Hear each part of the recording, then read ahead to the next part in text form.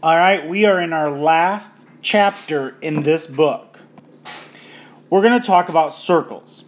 So today, we're going to talk about numerous different theorems and concepts of circles that you may have not heard before.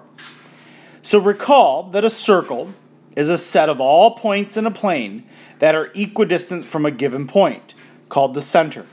If you don't know that, I would suggest making that a vocab word. So first off, let's talk about the interior of a circle and the exterior of the circle. The interior would be all points that are inside. Exterior are all set of points that are on the outside of the circle. A chord. A chord is a segment whose endpoints lie on a circle. A secant is a line that intersects a circle at 2 points. So a secant is a line that intersects a circle at 2 points. A tangent is a line in the same plane as a circle that intersects at exactly 1 point. And that point where the tangent and the circle intersect is called the point of tangency. Even though example 1 seems easy, I want to make note that you understand what each of these are asking. I want you to identify each line or segment that intersects circle A. Chords are segments. Segments EF and BC would be chords. Even though EF is a line, the segment EF is also a chord. L would be a tangent line. Radii would be segments AC and AB. The secant line would be line EF, and the diameter would be segment BC. Now remember that the terms radius and diameter may refer to line segments or to the lengths of those segments. So let's start with what pairs of circles, what they stand for. Two circles are congruent if and only if, remember that's a biconditional statement, if and only if they have congruent radii, which means you could also say that if two circles have congruent radii, then they are congruent. So for example, this is how it's written. Circle A is congruent to circle B if segment AC is congruent to segment BD, and the opposite of that would also be true. Concentric circles are coplanar circles with the same center. That's it. So the same center, but different radii would be concentric circles. Tangent circles are two coplanar circles that intersect at exactly 1 point are called tangent circles. So we have internally tangent circles and externally tangent circles, and they intersect at 1 point. Here's the point they intersect. Here's the point they intersect. In example 2, we're going to find the length of each radius, identify the point of tangency, and write the equation of the tangent line at this point. So example 2, we need the radius of circle A and the radius of circle B. Well, circle A, if we just count 1, 2, 3, 4, so the distance is 4. Radius of B would be 2.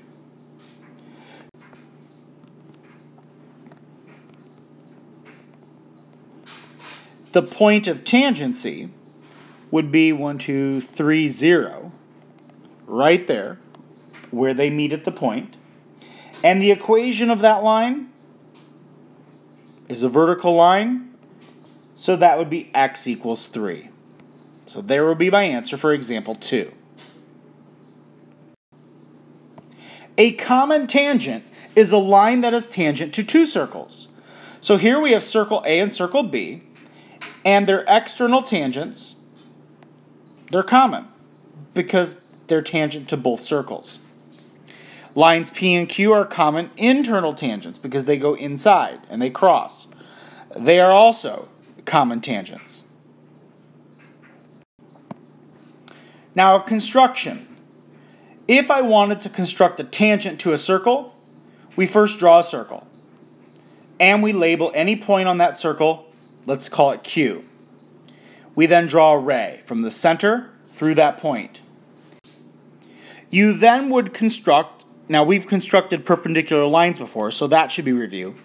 Construct the perpendicular line L to ray PQ at point Q.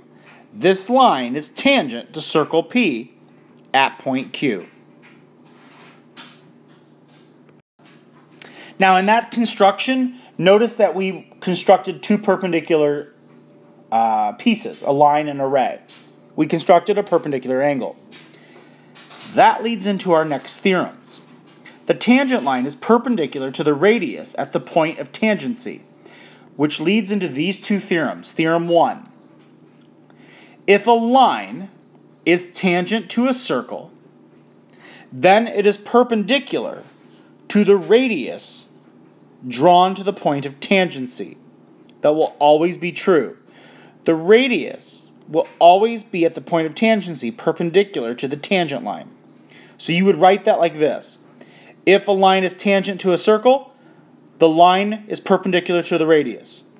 This is your reason in your proof. If a line is tangent to a circle, then the line is perpendicular to the radius. So once again, the line L would be perpendicular to the radius AB. The second theorem, if a line is perpendicular to a radius of a circle at the point of tangency, right there, then the line is tangent to the circle. So if a line is perpendicular to the radius, then the line is tangent to the circle. So remember, what you have to know is this. You have to have a line and the radius perpendicular to a point on that circle, which in this case is D. That's the point of tangency. Then you can say that line is tangent. Example 3. The summit of Mount Everest is approximately 29,000 feet above sea level.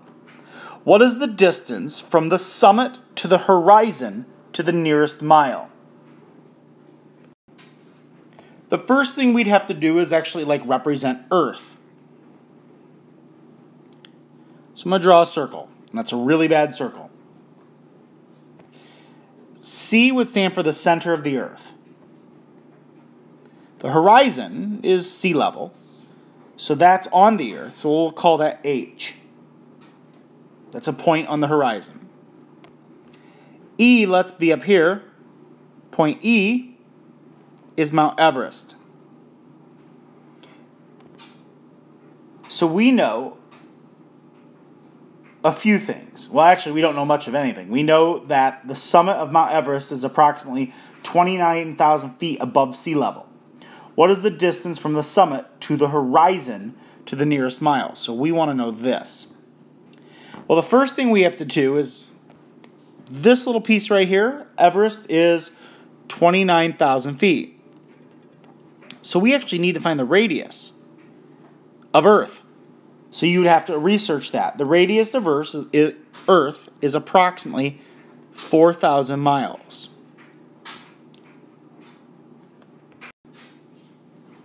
Well, we know Mount Everest is 29,000 feet, so we have to first convert that into miles. So 29,000 feet divided by 5,280, because there are 5,280 feet in 1 mile, would give me approximately 5.49 miles. So I have a triangle. Here's my triangle. This is 4,000 miles. This little piece here is 5.4. So that means the whole thing, since we know this is 4,000, would be 4,000, 5.49. We want to find that piece, so now you'd use Pythagorean theorem. X squared plus 4,000 squared equals 4,005.49 squared, where if you solve this, EH, the length of EH, is approximately 210 miles. So your answer, what is the distance from the summit to the horizon to the nearest mile? Because that's a tangent line, is approximately 210 miles. So now we're going to talk about two tangent lines. If two segments are tangent to a circle, from the same external point, those segments are congruent. So you would write that as this. The reason would be two segments tangent to a circle from the same exterior point would then mean the segments are congruent. So your given, or what you know, would be that segments AB and AC are tangent to circle P. You could then say as your conclusion that segments AB and AC are congruent. So example 4. If I am given that these two segments, segments DE and DF are congruent, not congruent, they're tangent, then because of the theorem we just talked about, if two segments are tangent to the same point from an exterior point, then we know they're congruent. So you would just set these up. 5y minus 28 equals 3y. We solve this. Negative 28 would equal negative 2y. And y would equal 14. So if I want to find the length of DF, that would be 14 times 3. So DF would be 42. There are numerous vocab words in this chapter. Make sure you're not just taking screenshots of these, but you're writing these vocab words down in your continuing list of vocabulary.